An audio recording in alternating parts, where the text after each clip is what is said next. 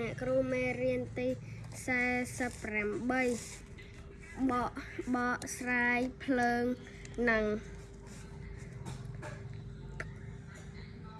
ផ្លាសញ្ញាចរាចរណ៍កានិយាយចូលសង្កេតផ្លាសញ្ញារួចអានសេចក្តីស្រាយខាងក្រោមនេះគឺជាភ្លើងសញ្ញាចរាចរណ៍ភ្លើងសញ្ញានេះគេដាក់ត្រង់ចំណុចផ្លូវ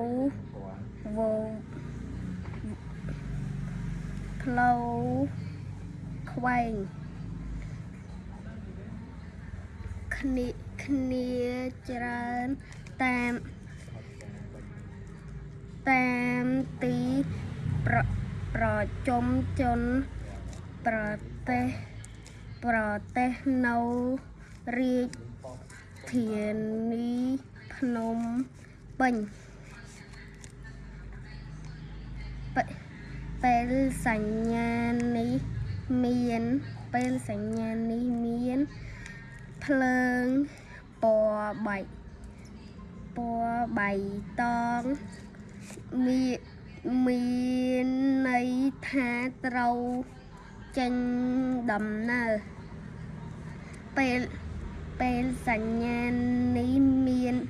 ភ្លើងពណ៌ក្រហមមានន័យថាត្រូវឈប់ភ្លើងសញ្ញាពណ៌លឿងបញ្ចក់ថា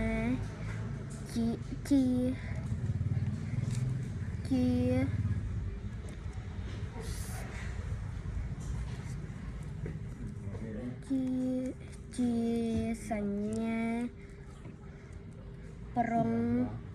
ប្រយ័ត្ន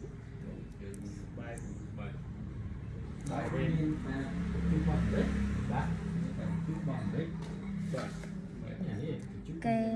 ប្រើផ្លាសញ្ញាមាននៅ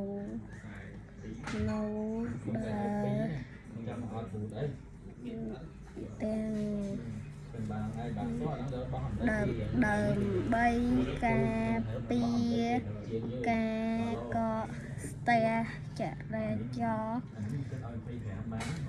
ឬគ្រោះថ្នាក់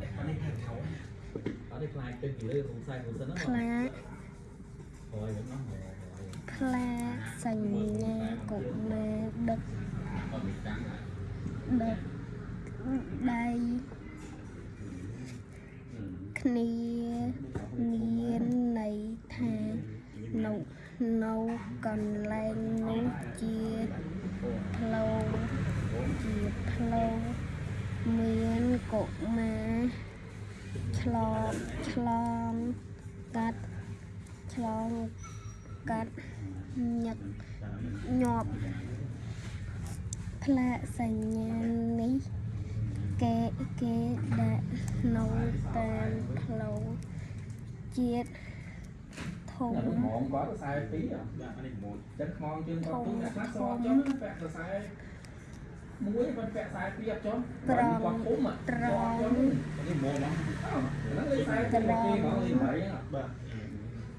កន្លែង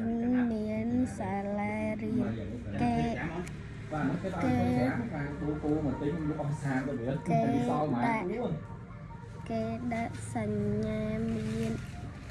េដាក់សញ្ញានេះដើម្បីឲ្យអ្នកបើយានយន្តគ្រប់ប្រភេទ